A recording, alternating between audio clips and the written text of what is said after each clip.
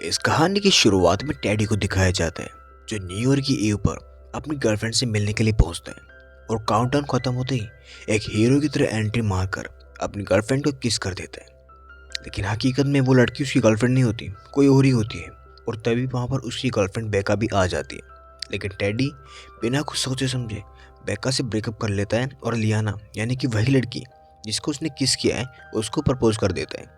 और अपनी ये न्यूज़ वो अपने पिता की कब्र पर बताने के लिए पहुंचता है। और तभी वहाँ पर एक लेडी आती है, वो उसे कॉन्ग्रेचुलेशंस कहती है और शादी की डेट पूछती है। पर टेडी कहता है कि हमने तो अभी कुछ सोचा नहीं है और इसमें जल्दी क्या है।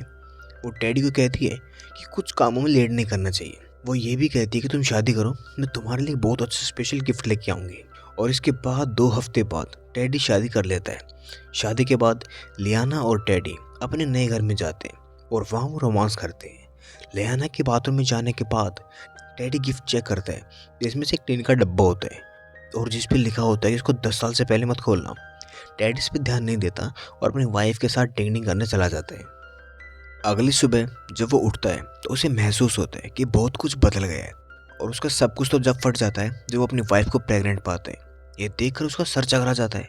उसकी वाइफ कहती है, इतने परेशान क्यों, मैं तो 8 महीने से मिम्मा लेके घूम रही हूँ।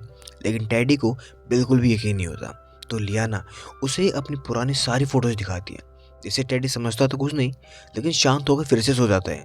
और अब इसके बाद जब वो उठता है तो वो पाता है कि उसकी वाइफ प्रेग्नेंट नहीं है। ये देखकर वो बहुत खुश होता है और लियाना कहती है, पगला गई हो क्या, बच्चा दूसरे रूम में है।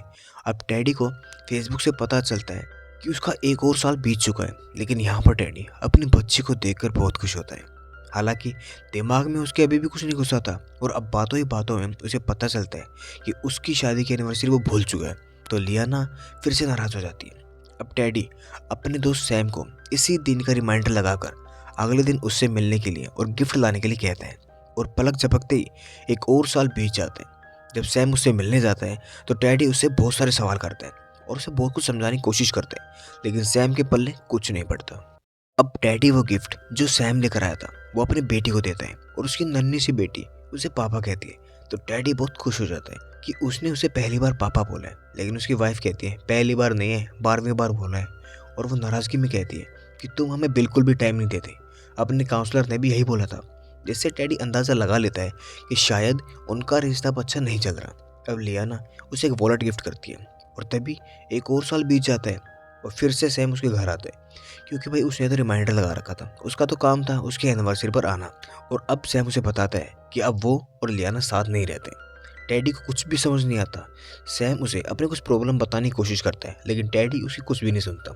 अब सैम टेडी की बात लियाना से करवाता है और टेडी उसे मिलने की बात कहता है, लेकिन लियाना यहाँ पर मना कर देती है। और फिर देखते ही देखते एक और साल बीत जाता है। अब जब टेडी होश में आता है तो उसे अपने घर में एक और नजर आती है और वो बिना कुछ सोचे समझे उसे चुम्मा चिपका देता है। लेकिन ये बेका होती है जिसे टेडी ने पिछली रात मैसेज करके बुलाया था। और बेका भी अपनी लाइफ में ज़्यादा खुश नहीं थी, इसलिए वो भी अब टेडी के साथ इंटीमेट होना चाहती थी।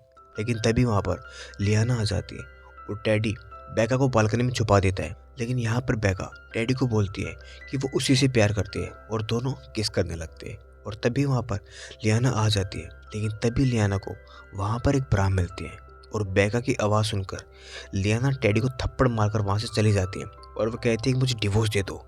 और अब टेडी बेका को भी घर से भगा देता है। लेकिन तभी एक और साल गुजर जाता है। यहाँ पर टेडी देखता है कि वो अब बेका के साथ ही रहता है। ये देखकर वो सैम को फ़ोन करता है और प्लीज़ मेरे घर आ जा भाई, ये बोलकर फ़ोन काट देता है। अब यहाँ पर वो बेका से ब्रेकअप कर लेते हैं। बेका भी मान जाती है क्योंकि कहीं ना कहीं वो अपने असली हस्बैंड को मिस कर रही होती है।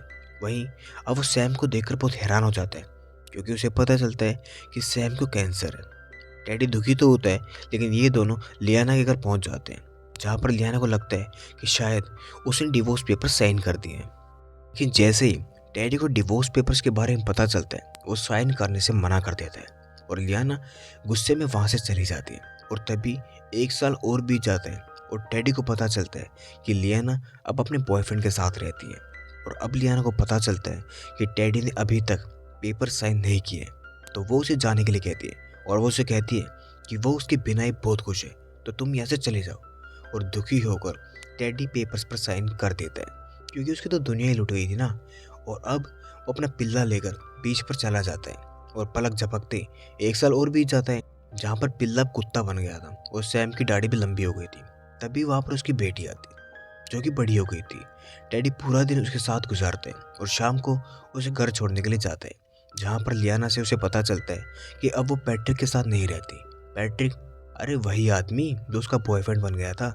अब इसी तरह 1 और साल बीत जाते हैं और फेसबुक से टेडी को पता चलता है कि सैम इस दुनिया में नहीं रहा। बेचारे को कैंसर था। इस बात से टेडी को बहुत दुख होता है। टेडी सैम से मिलने के लिए उसकी कब्र पर जाता है। तभी वहाँ पर वही औरत आती है और वो टेडी को बताती है कि वो बॉक्स उसी ने उसे गिफ्ट में दिया था ताकि वो वक्त की कदर करना सीख जाए। और इतनी छोटी सी बात बोलकर वो वहाँ से गायब हो जाती है। अब फिर टेडी भागकर लियाना के पास जाता है और जहाँ पर वो दोनों एक दूसरे को सॉरी बोलते हैं और साथ में रहने के लिए कस्में खाते हैं। टेडी को अपनी गलती का एहसास हो गया था कि काम को कभी भी नहीं टालना चाहिए। और तभी एक बार फिर से वक्त गुजर कर वही आ जाता है, यानी कि टेडी की शादी की अगली रात। टेडी सबसे पहले उस बॉक्स को देखता है जो अब की बार बिल्कुल खाली था। अब टेडी अपनी सारी गलतियां सुधारता हुआ चला जाता है और वो बॉक्स अब वो बेका को देता है ताकि वो अपने हस्बैंड के साथ अपनी ज़िंदगी ठीक कर सके। और इसी के साथ ये कहानी यहीं पर ख़त्म हो जाती है। उम्मीद करते हैं आपको ये कहानी पसंद आई होगी। पसंद ही आई होगी ना? तो मिलते हैं अगली कहानी में। जब तक के लिए धन्यवाद।